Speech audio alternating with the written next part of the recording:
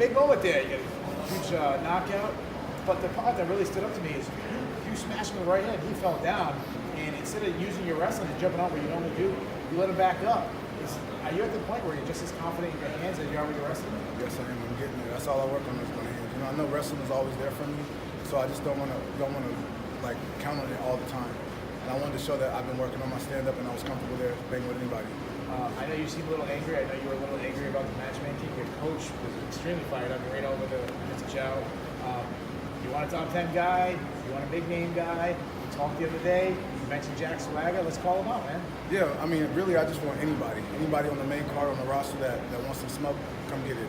I mean, I don't care who they put in front of me at this point. I'm just ready to get out of prelims and start really making a name for myself. I can't do that on the undercard. Is there a certain level for them? I'm guessing like right now, if they offered Javi Ayala, Tim Johnson, you guys would probably say yes. If they offer Tally Minikoff, you might go, oh, I might need some time. What is for you the bar? What is the one guy that you're looking at for in terms of? Bader's the only guy I would say no to. Really? Why that? Because he's the champ.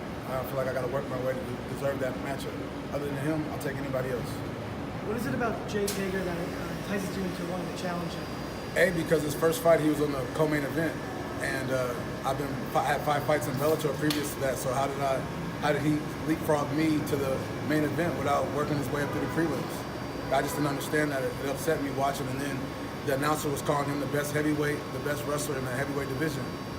I mean, I've never heard of that guy in wrestling, and I've been wrestling since the 3rd grade.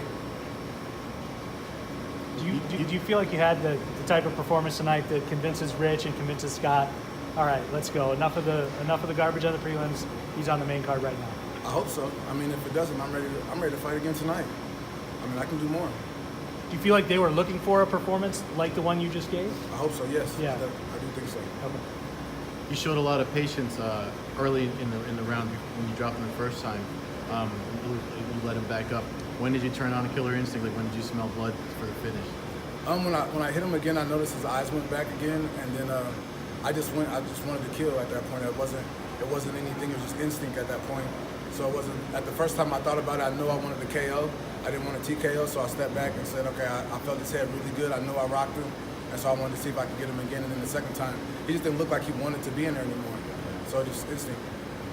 Did it all feel mismatched in there for you? I mean, from an optics standpoint, oh yeah, the fans looking at it and go, "Oh my God, this is a mismatch." Yeah, but I'm pretty sure everybody's heard don't judge a book by its cover. Yeah. I mean, that guy's had twice as many fights as I've had, so I mean, you never judge a book by its cover. So my question is how does that work for you as you prepare for a fight like this? I mean, we saw some guys lose last night. What everybody said, this guy's gonna blow right through him. And I just prepare the same for everybody.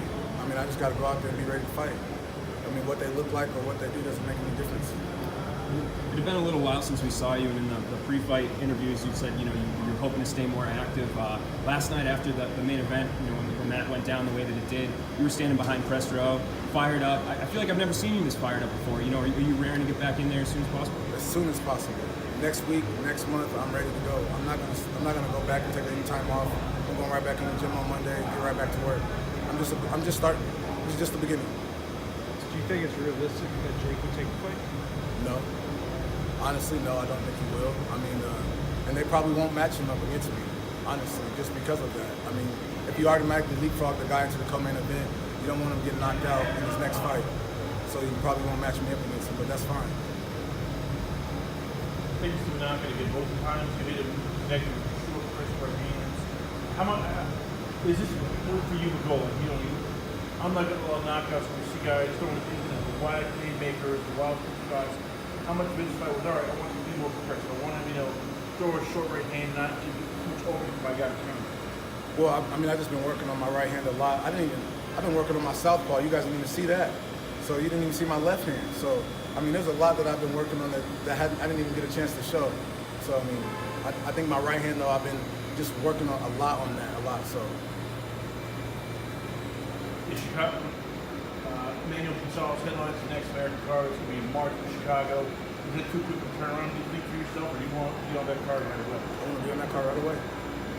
I'm in shape. I'm not going to take any breaks. I'm going right back in the gym. All right, congratulations. Thank you.